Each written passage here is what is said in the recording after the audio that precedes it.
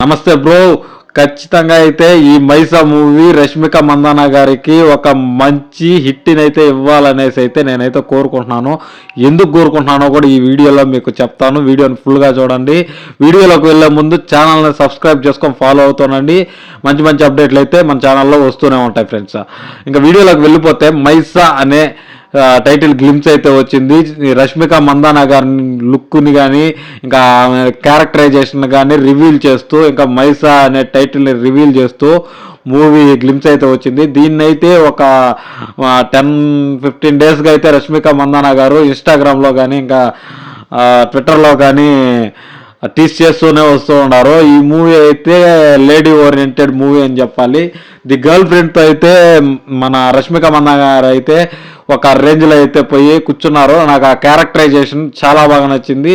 ఇప్పుడున్న ప్రజెంట్ సిచ్యువేషన్కి తగినట్టుగా ది గర్ల్ ఫ్రెండ్ అనే మూవీలో ఆమె క్యారెక్టరైజేషన్ ఉంది. ఆ అమ్మాయిలు కొంచెం ధైర్యంగా ఉండాలి, ఎక్కడ కానీ తగ్గకూడదు అనే క్యారెక్టరైజేషన్తో నడుస్తూ ఉంటుంది. అది ఈ మూవీలోకి వచ్చేస్తే ఒక వారియర్ లాగా అయితే కనపడుతోంది. ఈ గ్లిమ్స్లో నేను చూసిన దాని ప్రకారం ఒక వారియర్ లాగా అయితే కనపడతాం. ఈ క్యారెక్టరైజేషన్ ఎలా ఉండబోతుందో అయితే ముందు సినిమాలోనే చూడాల్సి ఉంటుంది మనము. కాకపోతే నాకు ఒక చిన్న డౌట్ అయితే వచ్చింది. ఓన్లీ లేడీ ఓరియంటెడా లేదా ది గర్ల్ ఫ్రెండ్ మూవీలో లాగా ఏదైనా సపోర్టింగ్ క్యారెక్టర్ అయితే ఉంటుందా?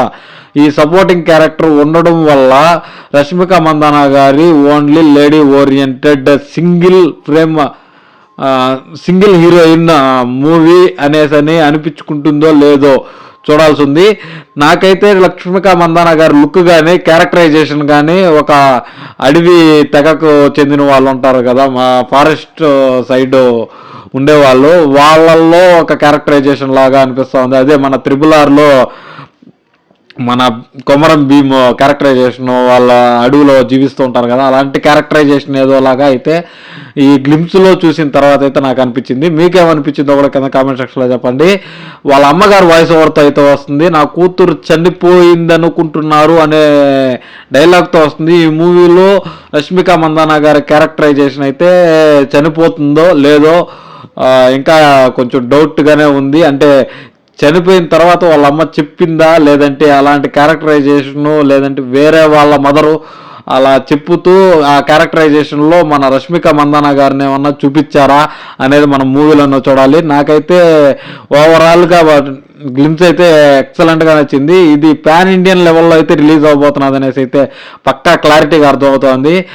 నిన్నగాక మొన్న మన విజయ్ దేవరకొండ గారు కూడా ఒక గ్లిమ్స్ని అయితే రిలీజ్ చేశారు కదా, ఇదే రౌడీ జనార్దన్ అని. దాంట్లో బ్లడ్ బాత్ అయితే చూపించారు. అంటే దాని వీడియో కూడా మన ఛానల్లో ఉంది, వెళ్ళి చూడకపోతే చూడండి.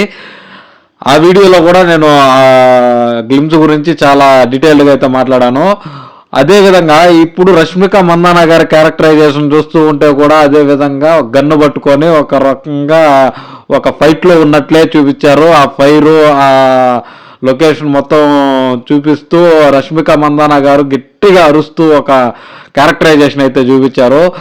దీంట్లో నాకు ఇంటెన్సిటీ ఎక్కువ కనిపించింది. ఎందుకంటే ఏదో ఎక్కువ పెయిన్ ఉండి ఏదో సాధించాలని వచ్చి పెయిన్ నుంచి గెయిన్ అయ్యి ఫైట్ చేస్తున్నట్లయితే నాకైతే ఆ గ్లిమ్స్ ద్వారా అనిపించింది.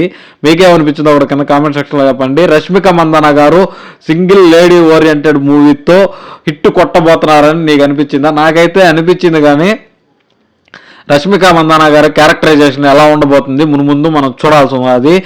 ఈ వీడియోతో మీకేమనిపించిందో కూడా కింద కామెంట్ సెక్షన్లో చెప్పండి. దాన్ని ఇంకొక వీడియో చేయాలనుకుంటున్నాను నేను. చూసిన వాళ్ళు ప్రతి ఒక్కరూ కామెంట్ చేయడానికి ట్రై చేయండి ఫ్రెండ్స్. ఇంకా మీకు ఈ వీడియో కానీ నచ్చితే ఖచ్చితంగా లైక్ చేయండి. ఇంకా మనకి రష్మిక మందాన గారి క్యారెక్టరైజేషన్ మీద నేను ఇంకా రీసెర్చ్ చేసి ఒక వీడియో అయితే చేయాలనుకుంటున్నారు. దానికి కావాలో లేదో అని కూడా ఒకసారి కామెంట్ సెక్షన్లో కామెంట్ చేసేయండి. ఇంకా ఈ గ్లిమ్స్ మీలో ఎంతమంది చూసారు? ఎంతమంది చూసుంటే వాళ్ళందరూ లైక్ కొడుతూ వీడియోకి సపోర్ట్ చేస్తారని కోరుకుంటున్నాను friends. This is Sai Kumar signing off my friends. By by now. జై హింద్.